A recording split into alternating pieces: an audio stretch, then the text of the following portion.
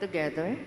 O Key of David, opening the gates of God's eternal kingdom, come and free the prisoners of darkness.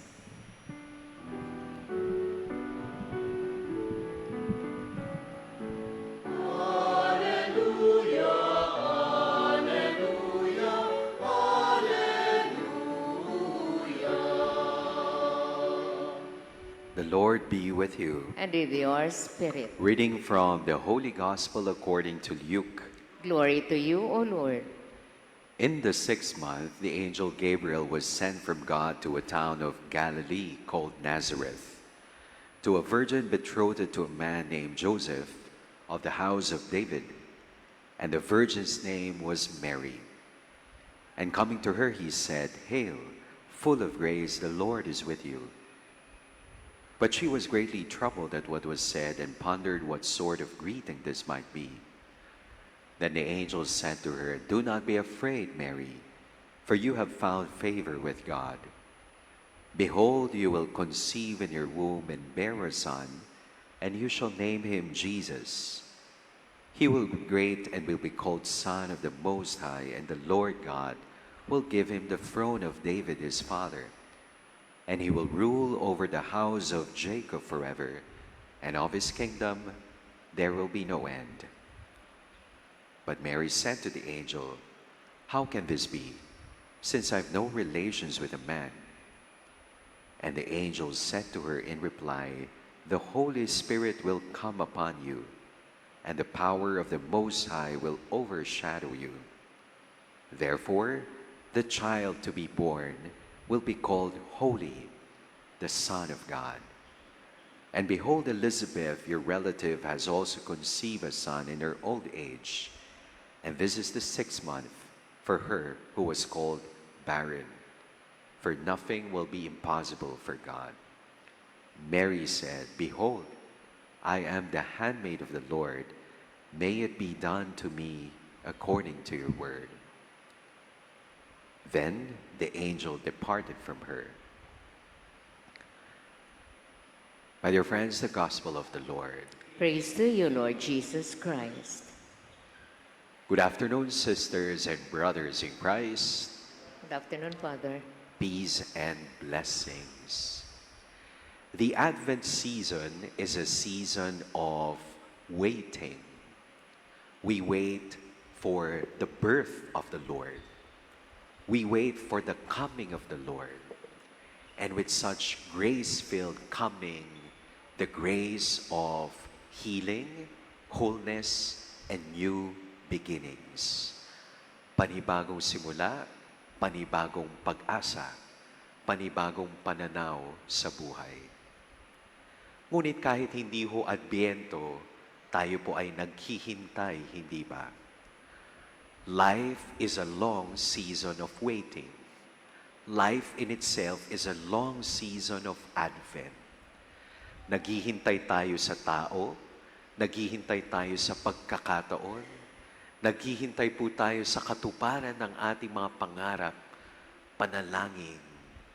We wait for solutions to our problems, answers to our questions. We wait for clarity. We wait for change. We wait for second chances. Ngayon po, it's a season of parties, Thanksgiving. Lagi kong tinatanong yung mga opisina at kumpanya na aking pinagdadausan ng misa. Kayo ba natanggap nyo na yung hinihintay ninyo? Alam nyo, ang lagi nilang sagot, "Father, nakaskas na po." Nakaskas na, hindi pa natatanggap pero kinaskas na po. Kayo ho ba sanay kayong maghintay? Pagod na kayo maghintay? In our waiting, our ability is not just simply manifested, but also our attitude in waiting. My dear friends in Christ, today we have heard the waiting of the two major characters of the Christmas story. The waiting of God and the waiting of Mary. The waiting of God. Alam niyo po, ang Diyos, happy na ho sila. Ama, Anak, Espiritu Santo. But such happiness, such joy is simply overflowing. Gustong ibahagi itong kasiyahan, kaligayahan, kaganapan ng buhay. Kaya ang Diyos, nagpasya na maging tao. Ganun ho kamahal ng Diyos ang kanyang nilikha na tao. The crown of creation. Gusto niya maging tao. Kaya siya naging tao. He became like us in all things except sin. Ganun daw kapag mahal mo ang isang tao, you become what you love. We become what we love. Ganun po ang paghihintay ng Diyos, centuries of waiting. I want to be like you, like us. And of course, Mary was the chosen vessel of incarnation. The fulfillment of the promise foretold in the scriptures. But of course, Mary's waiting is not passive. It is active waiting. Ang paghihintay ni Maria nababalutan ng takot, pangamba, pag-aalinlangan, agam-agam. It is human fear, but at the same time, holy fear. Human fear. The fear of a lover. Siguro na sa isip at puso ni Maria, papaano kaya mauunawaan ni Jose na aking minamahal ang aking pagbubuntis? Siyempre ho, nangunguna po ang mga marites na mga kapitbahay at kaanak. Hindi ho nila mauunawaan ang pagdadalang tao ni Maria. Human fear. The fear of disappointing a beloved or the beloved. Holy fear. Holy fear.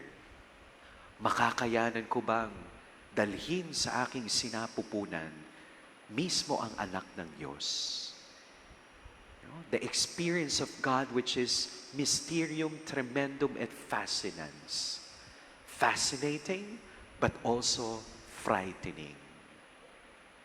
My dear friends in Christ, when we wait for the Lord, three important things. Waiting prepares us. Waiting purifies us. And waiting perfects our vision to what really is important. The will of God. Tayong mga Pilipino, meron tayong kasabihan, hindi ba? Kung para sa'yo, para sa'yo. Naniniwala ba kayo doon? Kapag niloob ng langit, ibibigay, ipagkakaloob, ibabalik yan sa'yo, kahit hindi mo ipilit. When it is divinely willed, the universe conspires, connives. It may be late, but it's never lost. It may be delayed, but it's never denied. Because it is for you. So, my dear friends, in this season of waiting, hoping, eventually, let our prayer be, Thy will be done, not Thy will be changed. Waiting, hoping, that leads to yielding, surrendering. Amen.